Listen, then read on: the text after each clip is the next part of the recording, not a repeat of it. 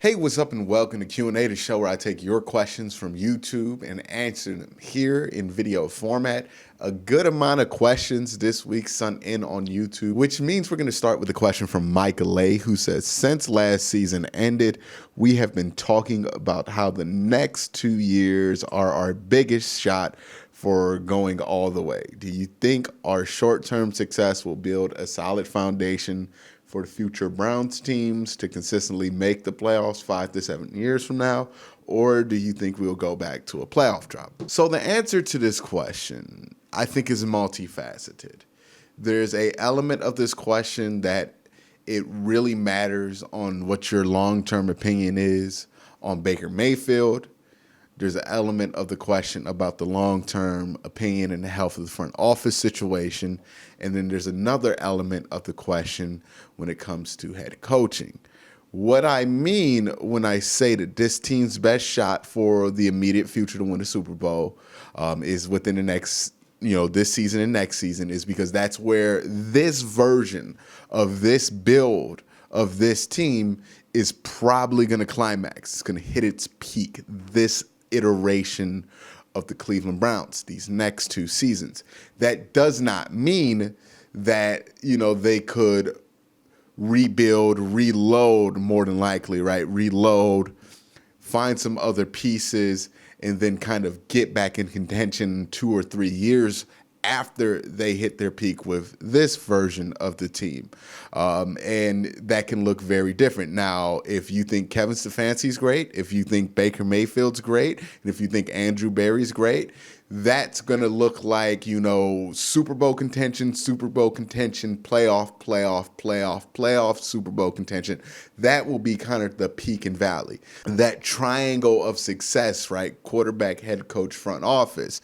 If you're worried that one of those corners can't really hold their weight, then you are looking at a playoff drought, right? Because if Baker can't hold his weight, then you're looking for another quarterback. That can take forever. If the GM can't hold his weight, then you're looking for another GM. That could take forever. Same thing with coaching. We are all aware in the city of Cleveland how long it could take to replace a GM that's competent, to replace a head coach that's competent, and replace a quarterback, period, right? So those are the things that tend to lead to droughts. But if those 3 things, the quarterback, head coach, and GM, if those things are stable, if those things are all holding their own weight, then the team will be successful for a while. Now, will they be as good or have the potential of this team or the team after that? No, they won't. Does that mean they couldn't win a Super Bowl outside of those years?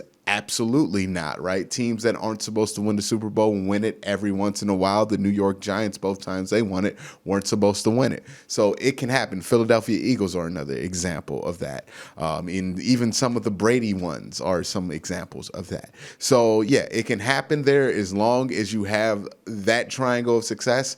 I think you're going to have relative success compared to the rest of the league. It's just this year and this year after that, you kind of know that this version of the Browns, it's in the right place at the right time to really strike fire and do something amazing if they can really execute on that level this year. The next question comes from Comp Ched, who says, what would be considered a productive year for the Browns? Now, this is an interesting question because I just don't know how to answer this anymore. One, when it comes to win-loss projections for a team, as I have done this YouTube channel longer, as I have been in this game of kind of public commentary about football longer and longer, I'm starting to realize the uselessness of win-loss predictions. Now, what I mean by that is we can sit here in July, in August, whenever we do this, and predict 11-5 for the Cleveland Browns, or 12-4 for the Cleveland Browns, or even 8-8, right? Remember last year where everybody was predicting 8-8 for the Cleveland Browns, even though I was heavily vocally disagreeing with that take. There were a lot of people doing that. Now, take that information, right? People were predicting 8-8.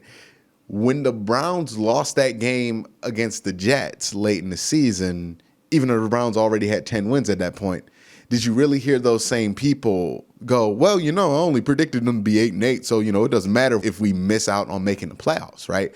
Everybody, by the time you got to week 17, thought that if the Browns didn't make the playoffs this year with the season that they had, it would be a disappointment. And I say that to say this. Your expectations that you're going to have for this team, no matter what you tell yourself before the season, no matter what you tell yourself with predictions, no matter how you try to do it, it's going to change during the year based on how the team is performing. If the Browns jump out the gate and win 10 games in a row, 10-6 will be a huge disappointment, right? Just like the Steelers, right? They won 11 games in a row. They ended up, 12-4 or 11-5 or something like that. And it felt disappointing to them. The way this plays out is going to be much more important at the end of the day than what the record is. And with the Browns, especially at the point that they are in, it's kind of hard to say, oh, well, I'll be happy if this team won 14 regular season games and maybe they made it to the AFC Championship game. At this point, the goal is the Super Bowl. That doesn't mean you're disappointed with the season if they don't get to the Super Bowl. But if they blow a chance to get to the Super Bowl, it is going to be disappointing. This is going to be a team that, at least on paper, you would feel has a strong chance to reach that goal. So I don't really know how to answer these questions, and I assume as the season comes in, we're going to get more questions like this. And I think it's an interesting one to kind of throw back on the audience. Like, how do you do this knowing that whatever you predict right now, it's really not going to matter at the end of the season? The Browns could get a ton of injuries, and then you're happy with 8-8 at the end of the year. The Browns could blow through the season and go 15-1 and make it to the AFC Championship game, but choke at the end of the AFC Championship game, not make it to the Super Bowl. I guarantee you'll be disappointed with that season in the long run, at the very least, right? When you look back on it after years and years and years. So I don't really know how to answer that question anymore. I would say that your expectations are going to evolve as the season goes on, and just get along with the ride rather than trying to pinpoint your expectations right now, because it just never works. The next question comes from Mike, who says, who is the most important player for the Browns to extend with a new contract? Baker, Ward, Chubb, or Teller? In my opinion, I think it's Baker is the most important, then Chubb, Ward, and Teller is the least important. Interesting. I think he needs to have another good year before he can have a big contract. What do you think? Well, I mean, regardless of whether we think that or not, like, he's not in contract talks now, so we'll know by the time it's ready. We're ready to extend Wyatt Teller. So I'm gonna do this with the assumption that Wyatt Teller is a player you would want to extend, because again, you're not going to extend him this offseason. You're going to extend him after this season. Let's say Wyatt Teller has a very similar season this year to what he had last year. Now that question's a lot more interesting, right? Because then you're pretty sure that he's the best guard in football, or one of the best guards in football. And if that's the case, that jumps him over Nick Chubb, and that probably jumps him over Denzel Ward. Obviously, Baker's going to be first, because if you think he's a franchise quarterback, it's impossible. It's hard to replace these guys. Everybody makes it sound easy. When you have a quarterback, to find a replacement quarterback, it's never that easy. So Baker first, and then I would say Wyatt Teller. I know this isn't going to be popular, because Nick Chubb and Denzel Ward are more of the popular type of player. When I say that, it's like you want to get those jerseys, right? Because they do things that are, for lack of a better word, sexy, right? Nick Chubb runs people over. Denzel Ward is great at being a defensive back, even though he has had injury history throughout his career. The reason I would put Teller over Chubb is if Teller is, right, and he has another great year at guard, which is the assumption here. If we're talking about when we're going to extend these guys, it would be after this season for most of them. If Wyatt Teller is the real deal, he has 2 back-to-back great seasons. you have to keep him over Nick Chubb, because the assumption would be if you have an elite offensive line, you can still have a very, very good run game, even if you don't have Nick Chubb. You're going to be protected in that way, and it might allow you to spend less money at running back so you can allocate it to more difficult positions to fill out. That's just the semantics on how football works. That's what I would assume they would do. That's honestly what I would do. It wouldn't be a popular decision by any means, because Nick Chubb might be the most popular player on the team for good reason. But I do think there is a lot of logic in that kind of decision right there, where if Wyatt Teller proves to be one of the best guards in football, you got to keep him, because that's going to be more pivotal to the run game staying strong than keeping Nick Chubb over time. So you would probably do that. Hopefully they can keep them all here.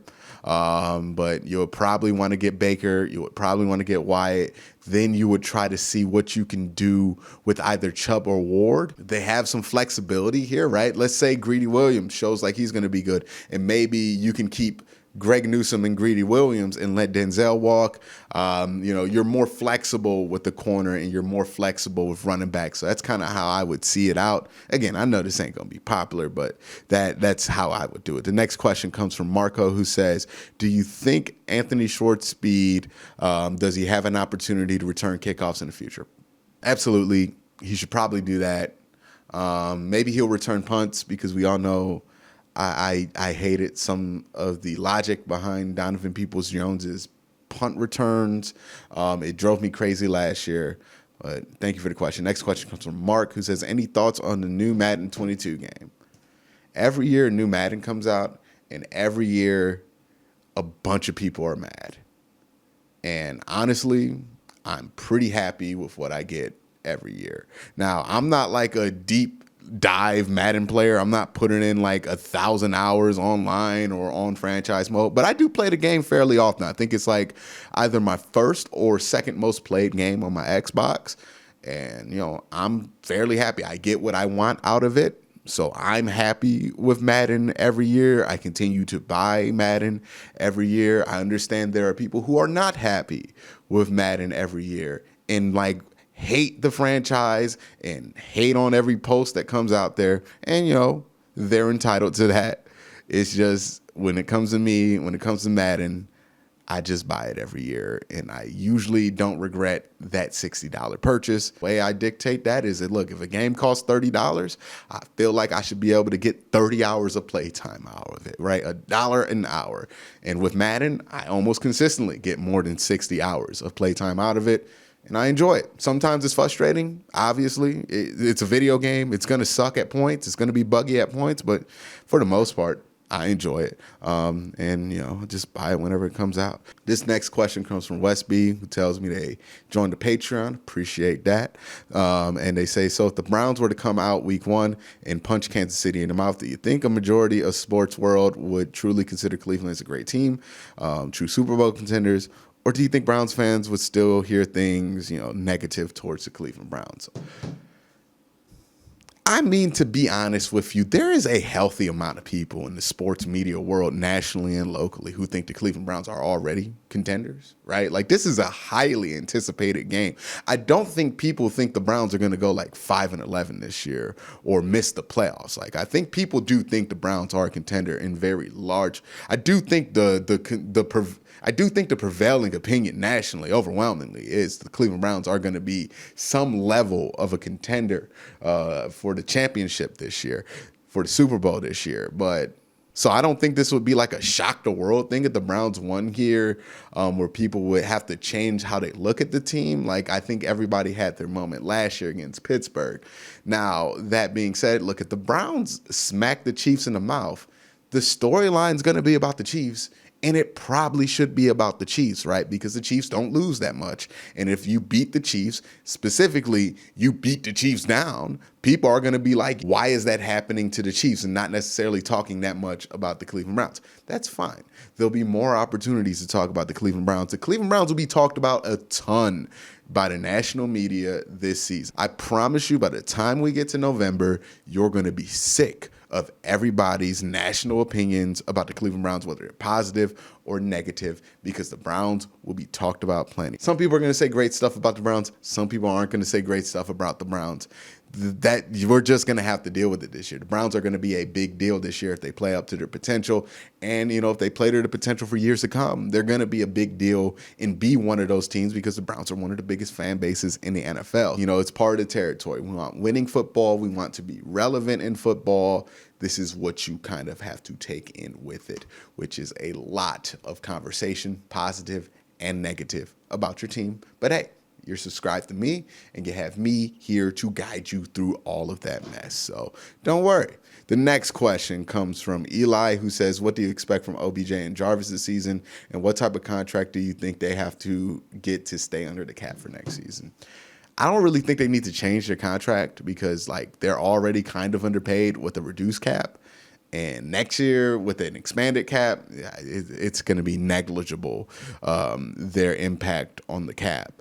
So I don't know if that's going to be the case, right? Because they'll be pretty cheap for wide receivers that are their caliber. And as long as they perform to relatively decent levels for, their namesakes, then they'll be fine, which is probably Jarvis anywhere from 500 to 800 yards and, maybe 6 or 7 touchdowns. Odell, anything over 1,000 yards and hopefully, more than 5 touchdowns, and you'll be great. And I think you'll be getting the relative value of those contracts. All right, guys, but that's going to be it for Q&A. Again, guys, thank you for asking these questions. I always enjoy answering them. But again, guys, thank you guys for watching. Have a great day. Have a good night.